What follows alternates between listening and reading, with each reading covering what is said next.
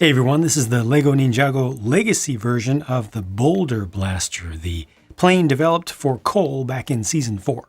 The set comes with 4 minifigures that I don't think are all necessarily the right ones, more on that later. And then there's also a medium-small side build.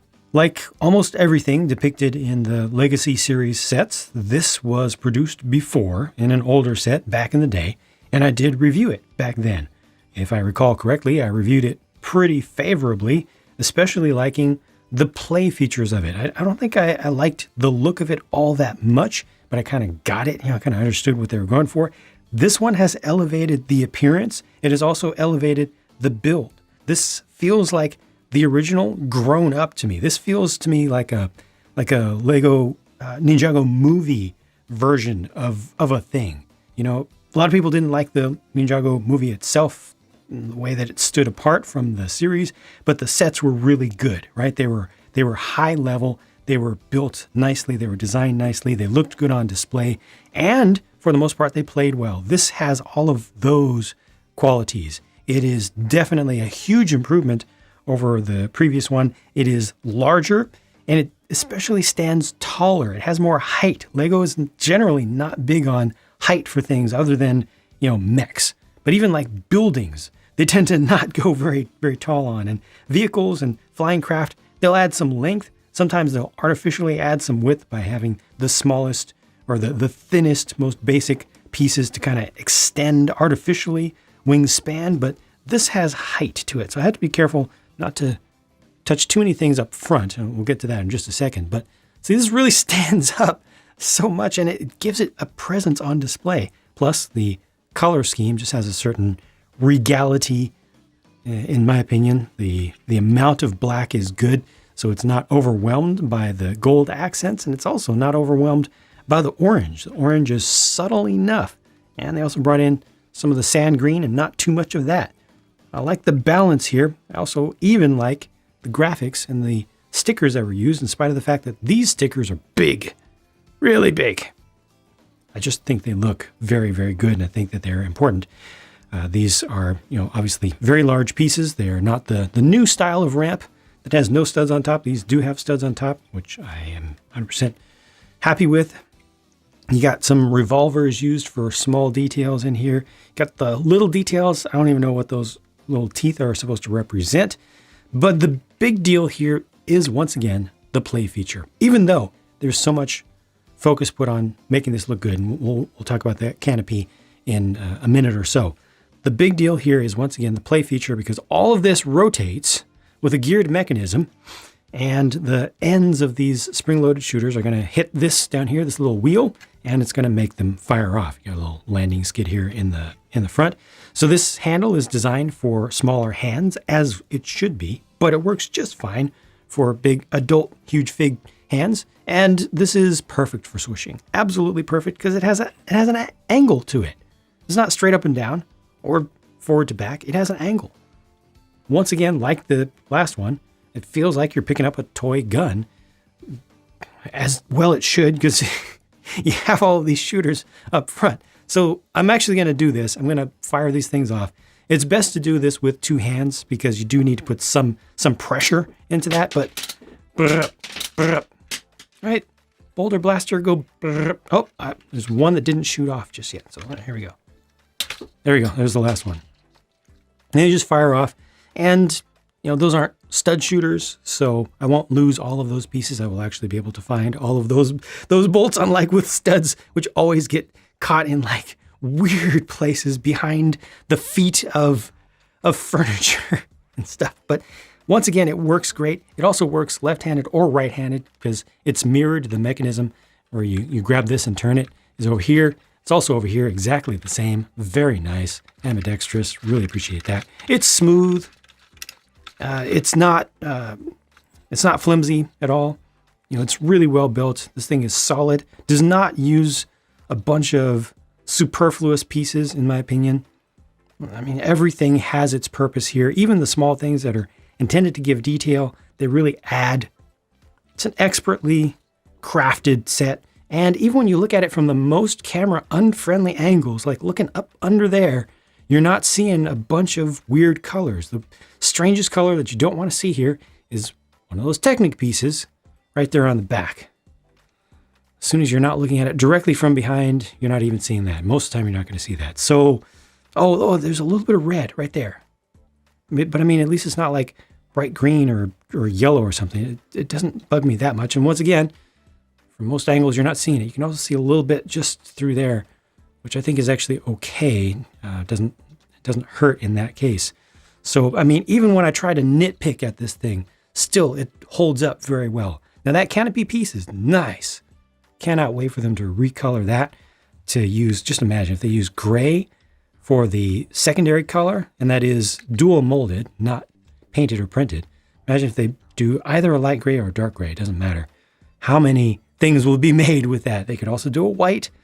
They'll probably never do an olive green, but one can imagine. That's a little bit weird right there on the back. Not the most realistic shape for folks who want to do things that are semi-realistic with this, but it is an interesting shape regardless. And if you want to use that as a custom piece, I mean, look at that. See, that is interesting. That is a really interesting, compelling combination of shapes. I can see this easily being used for so many things. Pull that up. Has a different style of cockpit here. No controls for him to actually hold on to, unfortunately. But you do have that Ninjago movie introduced printed piece here, which is appropriate, I think. I like the color scheme for it. And Cole does lean back against a different type of seat.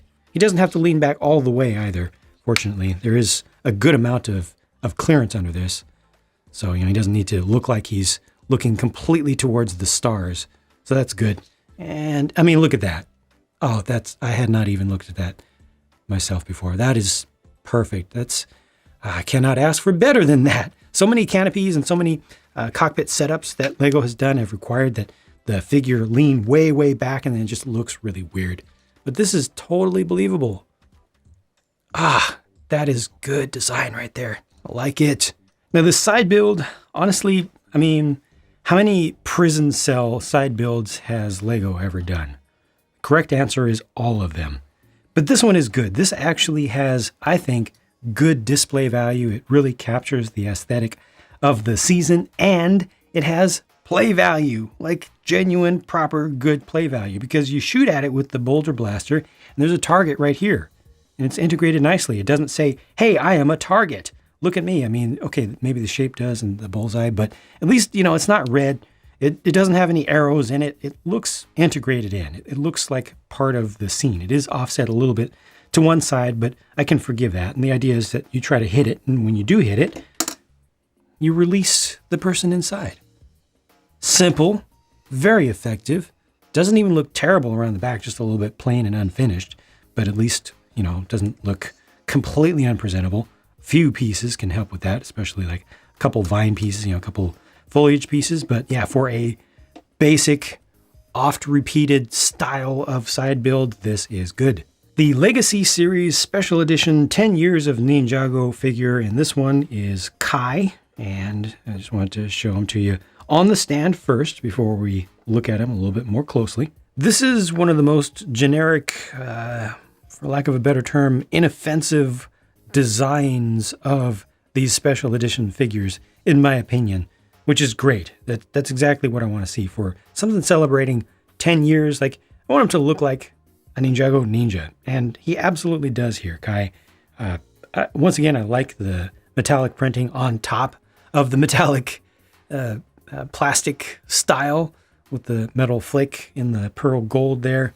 And I think the quality of the printing is pretty good. Let's take some stuff off. And once again, the print on the back of the torso is fantastic. It's such a shame that most of the time it's going to be hidden, especially for folks who are displaying it. Like, there's all that work that you're just not going to be able to really appreciate on display, unless you leave off the hilt piece, which then, reduces just the specter of the whole thing, the spectacle of the whole thing is just relatively plain like that. And then here we have Cole and Lloyd for him to save. Now, do you notice there's something missing from this picture? It's very, very obvious to me. Cole doesn't get a weapon of his own in this set. Now, please don't actually jang me about, if you look back at the specific scene. No. This is one of the heroes of the entire series. you give him a weapon. When you're designing a set, you give him a weapon.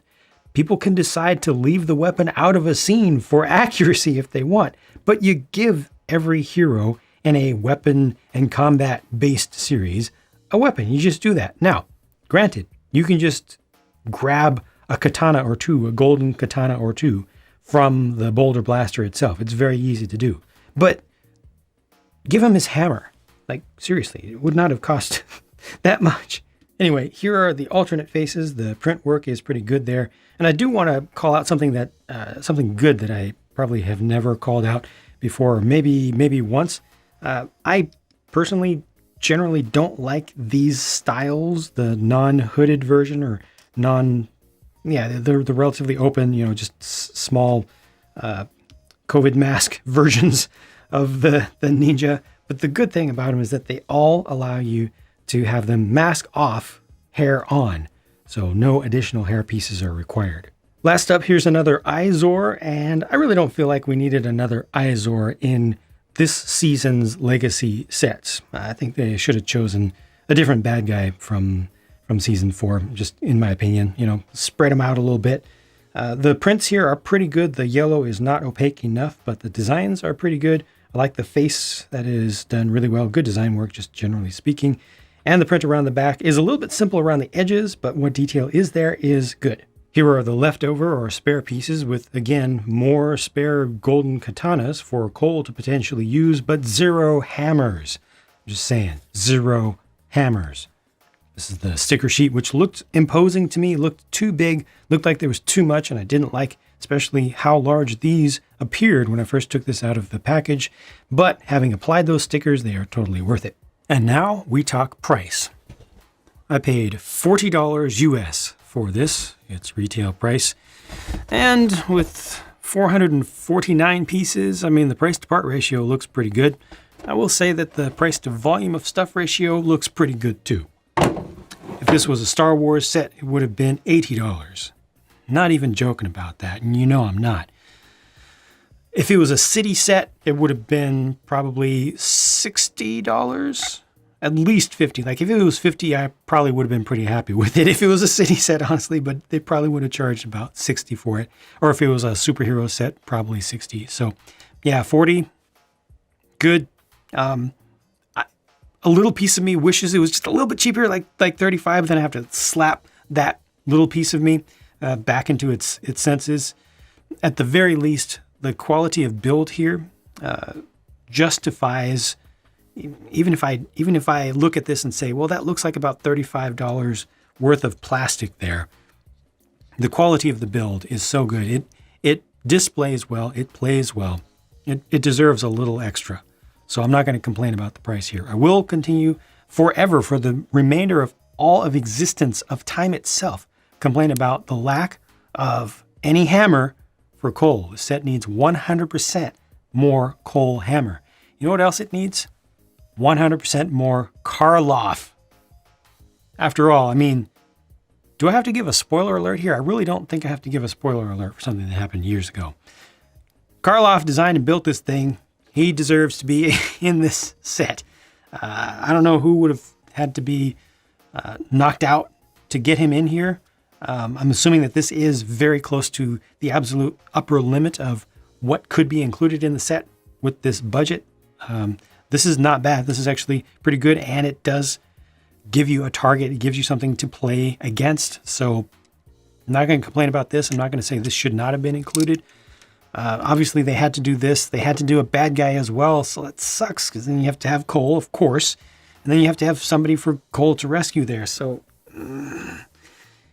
if I had to make a choice, I would get rid of Izor, because, as I already said, we've already gotten Izor in this series, and we need a bad guy, but we need Karloff even more. They did Karloff before, which is great, but they can do him again. Come on, especially for this. I think it would have been a very nice gesture to fans who would have appreciated that. But that's all I have to say about this one. I did do a full build of this one. It is definitely large enough for that. Didn't make any major mistakes along the way, so we're good to go. Check out the build if you want to. I've got the pure build. I've also got the speed build. I'm going to keep cranking out these reviews on this channel as well, and I'll talk to you again very soon.